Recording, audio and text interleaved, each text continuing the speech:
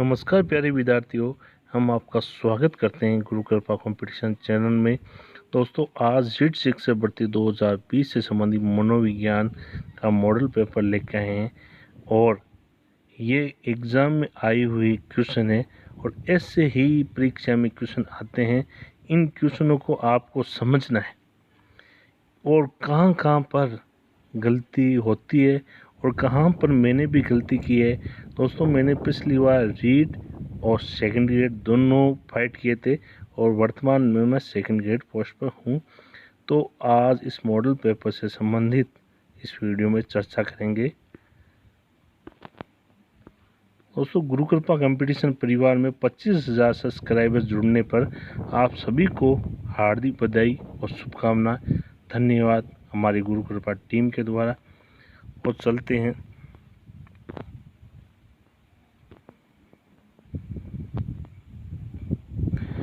बच्चों में सृजनात्मकता विकसित नहीं की जा सकती।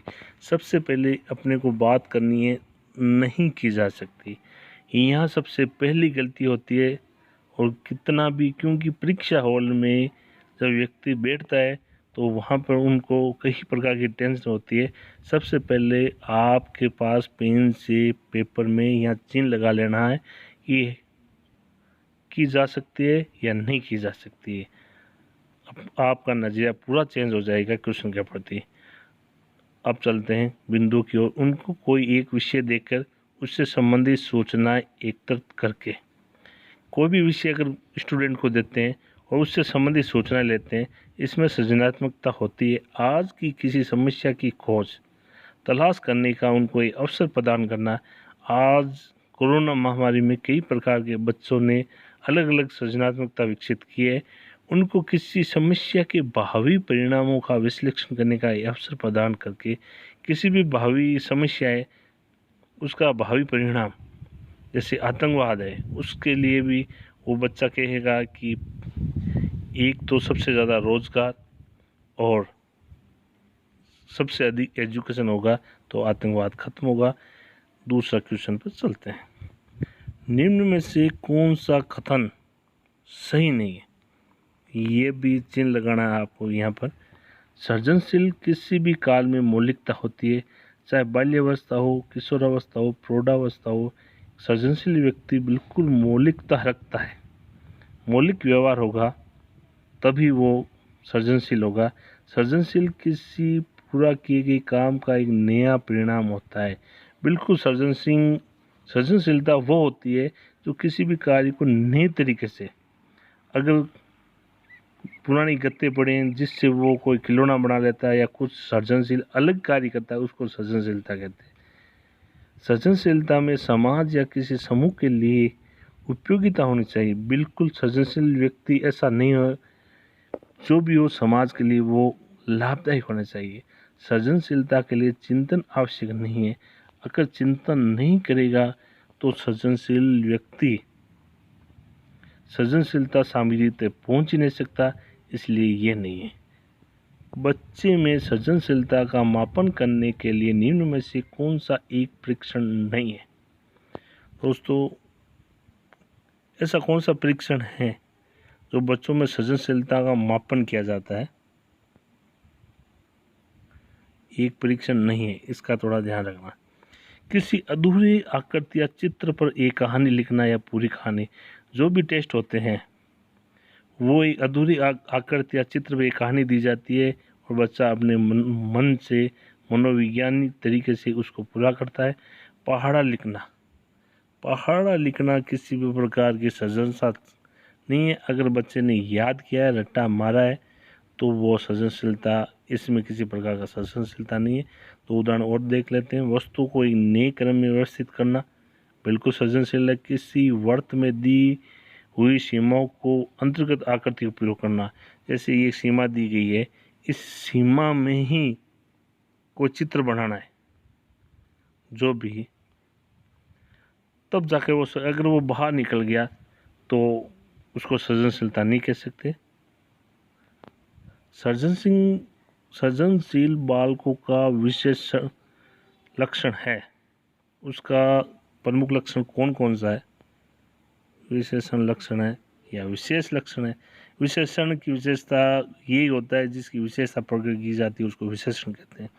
तो उसमें प्रबल जिज्ञासा, अगर व्यक्ति में जिज्ञासा नहीं होगी तो वो कभी भी कोई भी सृजनशील आकृति या कोई भी कार्य नहीं कर सकता।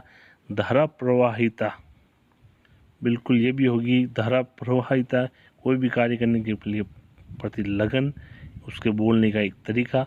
मौलिकता, मौलिकता आपको बताया था कि किसी कार्य के प्रति वो अगर मौलिक होगा तब भी जाकर वो कार्य सफल होगा। तो ये उपरोक्त सभी। निम्नलिखित में से कौन सा गुण अधिगमकर्ता की सृजनात्मकता से संबंधित नहीं है? जो सृजनात्मकता है उससे संबंधित नहीं है। प्रवाहिता, धारा प्रवाहिता भी आई थी, बिल्कुल है। मौलिकता तो होगी। लचीलापन, फ्लेक्सिबल बिल्कुल होना चाहिए। वो जिस कार्य को करने के लिए अगर लचीलापन होगा तो ही वो कार्य कर पाएगा। उच्च उपलब्धि होना कोई ज़रूरी नहीं है। कोई भी व्यक्ति अगर ज़्यादा उपलब्धि प्राप्त कर लेता है या कोई नेट, पीएचडी या डॉक्टरेट या उसके कोई एलएलबी, जो भी टॉप उच्च उपलब्धि इसके लिए ज़रूरी नहीं है। पास एलाग टेस्ट का विकास किसने किया था? अलेक्जेंडर। इसको रट्टा मारना है आपको, इसमें इतना ही ध्यान रखना है। पास एलाग टेस्ट का विकास किसने किया? अलेक्जेंडर ने।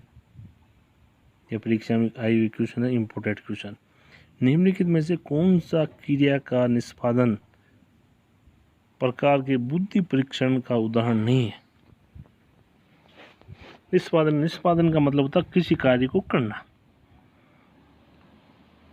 का उदाहरण बुद्धि परीक्षण का उदाहरण नहीं है। ये आप देखना, इसको बुद्धि परीक्षण का उदाहरण नहीं है। अब इसमें घन निर्माण करना, ये घन का निर्माण अगर कोई स्टूडेंट करता है तो बिल्कुल बुद्धि परीक्षण। ब्लॉक का छेद में फिट करना, अगर कोई ब्लॉक दे देते हैं, कोई एक इस ब्लॉक में इसको रखना है तो ये भी बुद्धि। चित्रों के टुकड़े को जोड़ना, अलग अलग टुकड़े दे दिए तो उसको जोड़ना, ये भी है। सरल गणित समस्या हल करना, ये किसी प्रकार से नहीं है। तो इसका आंसर होगा सरल गणित समस्या हल करना।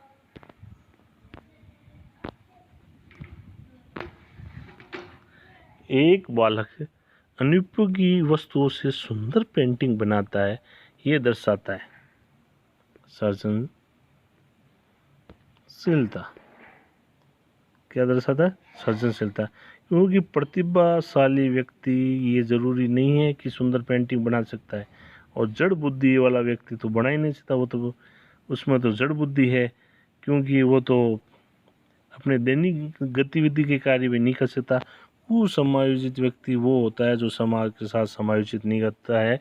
तो इस प्रकार आपको ये सभी परिभाषा आएगी तो क्वेश्चन करने में आसान होगा। निम्नलिखित में से क्या बच्चों के सृजनात्मकता के विकास में सहायक नहीं है? क्या नहीं है? खेल, भाषण, कहानी लेखन, निर्माण संबंधी क्रिया। तो दोस्तों ये क्वेश्चन बहुत ही प्यारा है। ये चंडीगढ़ टेट में आया लेवल 2 में। इस क्वेश्चन को आपको देखना है कि निम्नलिखित में से क्या बच्चों के सृजनात्मकता के विकास में सहायक, किसी कार्य को सृजनशीलता आपको लानी है तो वो व्यक्ति सृजनशीलता भाषण में, बिल्कुल किसी कार्य को निर्माण करने संबंधी, ये तो आपको सभी को मालूम ही है। क्योंकि जब व्यक्ति को निर्माण कार्य करता है सृजन तभी होता है। कहानी का लेखन, अगर वो कहानी लिखता है तो भी। लेकिन खेल एक ऐसा है जिसमें किसी प्रकार का सृजनात्मकता से इसको बाहर रखा गया है। तो ये वेरी वेरी इम्पोर्टेंट है। इसको आप अपने अलग नोट्स में लिख लेना, बहुत ही इम्पोर्टेंट क्वेश्चन है ये। सृजनशील बालक के बारे में कौन सा कथन सत्य नहीं है? जिज्ञासु बिल्कुल होता है। सृजनशील बालक साहसी नहीं होता है। सृजनशील बालक बहिर्मुखी होता है। सृजनशील बालक महत्वाकांक्षी होता है। सृजनशील बालक साहसी नहीं होता। अगर व्यक्ति वो साहसी नहीं होगा तो कोई कार्य भी नहीं कर सकता, क्योंकि आपको मालूम है सृजनशीलता में कोई भी कार्य सबसे हटकर कार्य होता है। अगर वो साहसी होगा तो भी एक एक वस्तु को जोड़ पाएगा, एक एक वस्तु नई उत्पाद कर पाएगा। वह सृजनशील बालक बहिमुखी होता है, बिल्कुल बहिमुखी होता है। अंतर्मुखी व्यक्ति वो होता है जो सिर्फ एक जगह बैठा रहता है या अपनी पढ़ाई में ध्यान रखता है, अन्य गतिविधियों में नहीं ध्यान रखता है, वो सामाजिक नहीं होता है, उसको अंतर्मुखी कहते हैं। बहिर्मुखी होना बहुत ज़रूरी है। सृजनशील बालक महत्वाकांक्षी, अगर उसका महत्वाकांक्षा नहीं होगी, उसको कुछ कार्य हटकर नहीं करना है तो वो करेगा ही नहीं। इसलिए इसमें ये जो साहसी है ये नहीं है। निम्नलिखित में सृजनशीलता का प्रमुख तत्व क्या नहीं है? मौलिकता बिल्कुल है, धारा प्रवाहिता बिल्कुल है, अनुशासन और लचीलापन। अब इसमें स्टूडेंट अगर अनुशासन में रहकर कोई भी कार्य, ये ज़रूरी नहीं है। फ्लेक्सिबल तो होना ज़रूरी है। वो धारा प्रवाहिता और मौलिकता, ये क्वेश्चन बार बार आ रहे हैं और ऐसे क्वेश्चनों को आपको ध्यान रखना है। वे चंडीगढ़ टेट में आया हुआ है।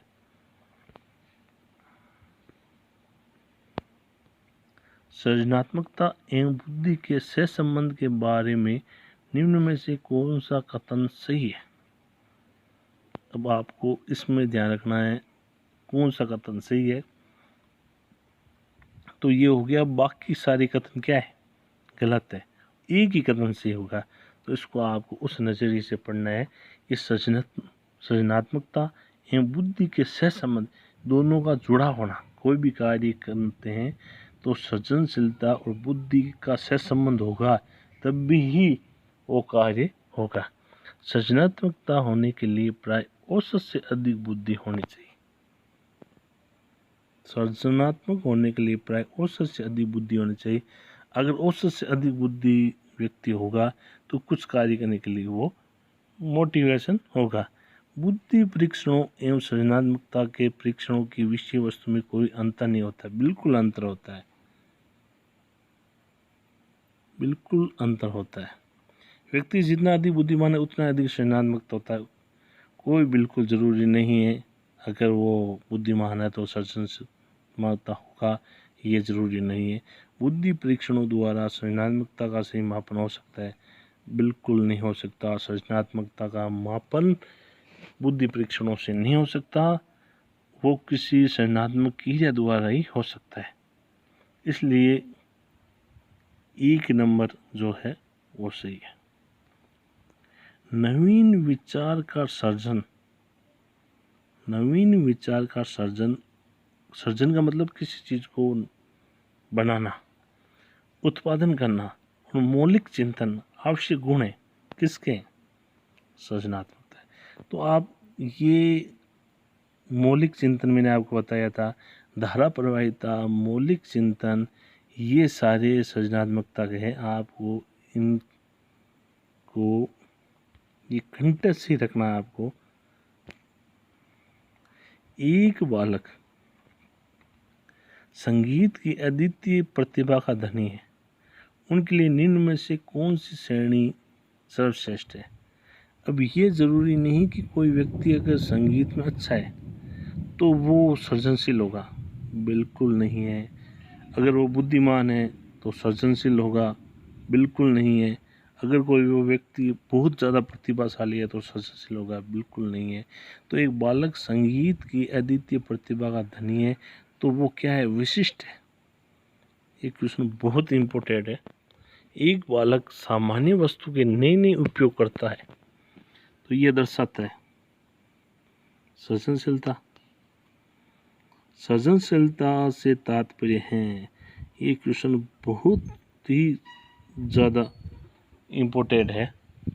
सृजनशीलता से तात्पर्य है अपसारी और अभिसारी। इनको आपको समझना है।